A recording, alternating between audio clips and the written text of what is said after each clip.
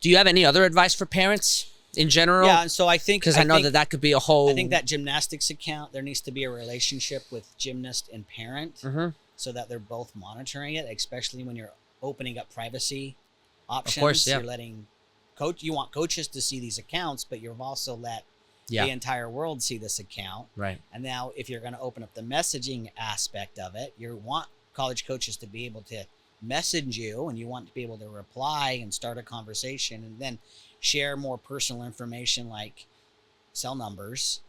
But you've also opened that up to everybody. So I think there needs to be some parent involvement with that.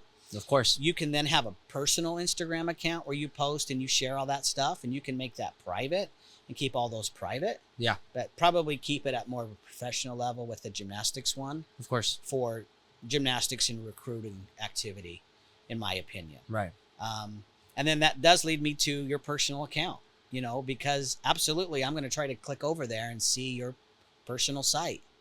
And number one, did you make it public? Did you make it private? If you made it public, I'm going to scroll through it. I'm going to see what pictures are on there, what activities you're doing. I'm going to make a snap judgment about you and make a decision. Do I want to learn more about you and explore recruiting you, or do I want to move on? Right. And there are times where I go and see pictures and events, and I just go, no, we're going to move on. We're not going to bother with this kid. Even if the gymnastics is great. Even if the gymnastics is good. So that's a really good point to stick to, because there's probably a common thought out there, and maybe every school is different, but there's probably a common thought out there that if the gymnastics is phenomenal, it won't matter.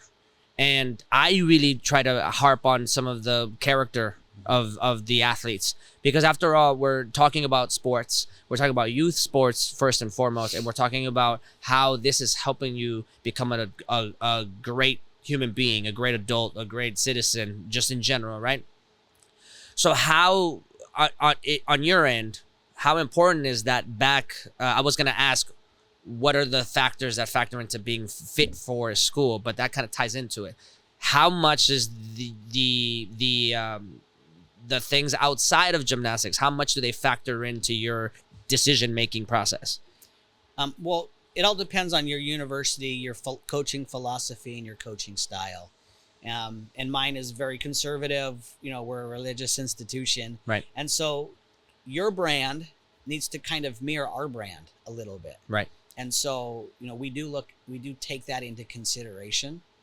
And gymnastics just does not trump that. I mean, for us, we need a good fit. Right. My best advice to you and the audience out there right now is just make your personal account private. Just make it private. Share that with your close friends, and you can do all that stuff behind a wall, and the whole world doesn't need to see it.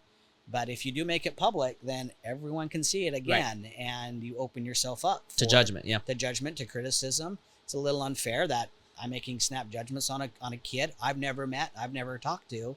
I just move on. Right. So, but it is the world we live in, and again, I think it's important to be realistic.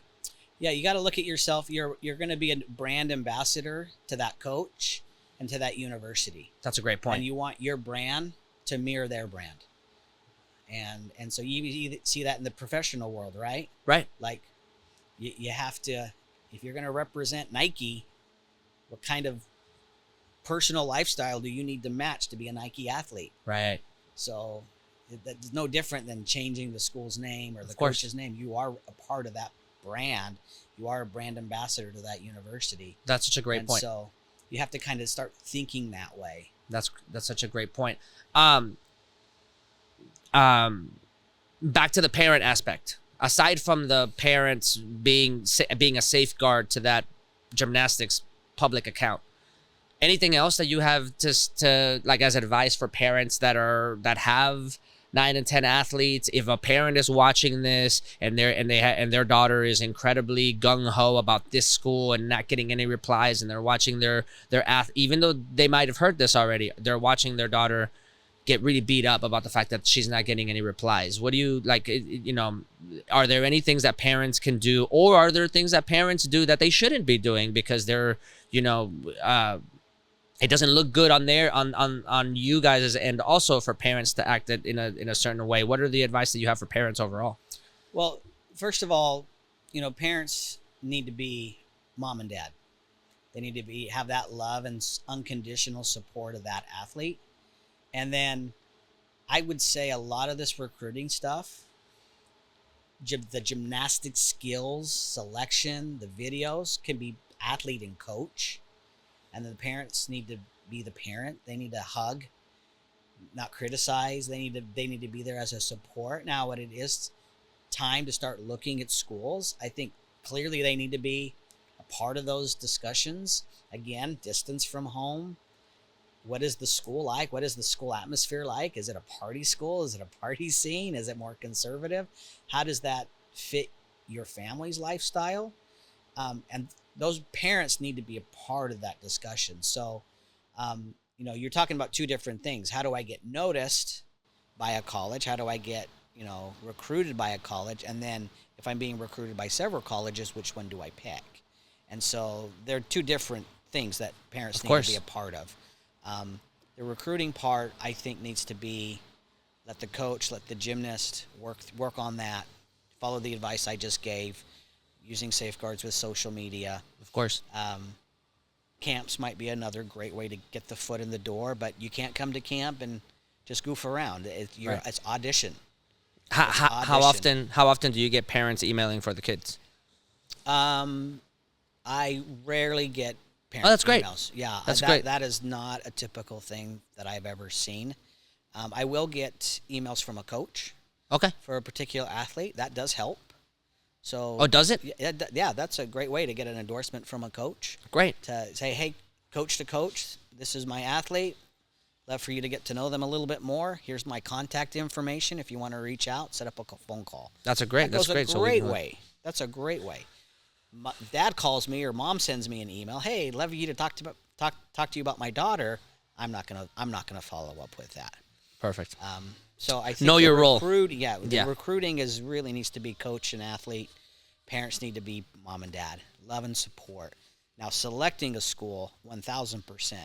Mom and dad need to be a part of that. Great. It makes me feel really good that it's very rare, because I think on the club gymnastics we see a lot of parents micromanage the things that their athletes are doing, even though they're level 3, level 4, like so young, and they're micromanaging everything. So it actually makes me really happy to know that there's something is happening on the top end that is it makes it a lot less likely that a parent will take over still, which is a great relief on my end actually.